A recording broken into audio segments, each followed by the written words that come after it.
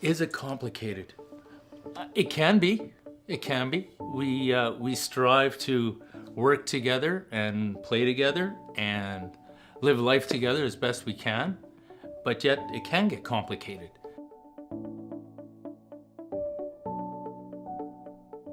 I think one thing that got complicated for us is after we had children, you're trying to adjust your marriage. You thought you had some things worked out, and all of a sudden it gets busier.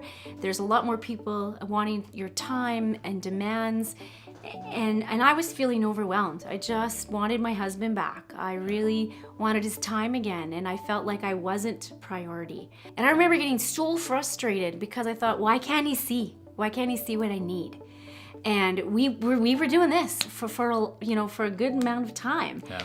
And one of the things that helped us so much was when we just stopped and communicated our needs.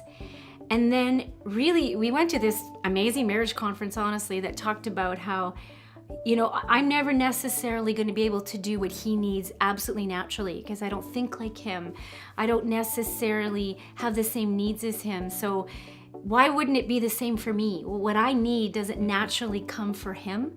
So when we both let go of being right and said, you know what, I'm going to articulate my needs to you, but more importantly, I'm going to try to meet yours and understand that they're not going to come naturally for me. We have a saying that, marriage is hard work, but it's not rocket science.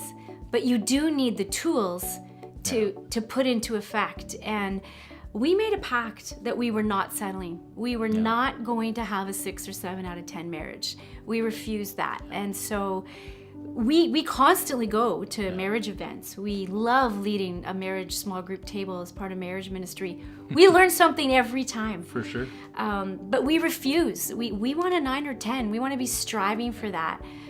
And I think we fell on our knees one night and committed our marriage to God and said, we're not going to settle. 30 years in, we still learn. We still take some tools, and as we go through some of the courses we've seen it, I don't know how many times how long have we been doing marriage ministry? 15 years? And yet we still take home bits and pieces of it and go, man, I forgot about that. Man, does that really affect you? How I say things or how I do something? And go, yeah. And it gives us a point where we're not stepping on each other's toes. We're not walking on eggshells. We're actually asking a question about how are we doing? And we've really learned that if you continually invest in your marriage and never stop working on it, you get to ask those questions in a non-conflict time. Yeah. So, things are good, but hey, how are we doing in this area? We're constantly evaluating. We're constantly talking. And so we've determined that we will never stop working on our marriage. We'll never stop investing in it.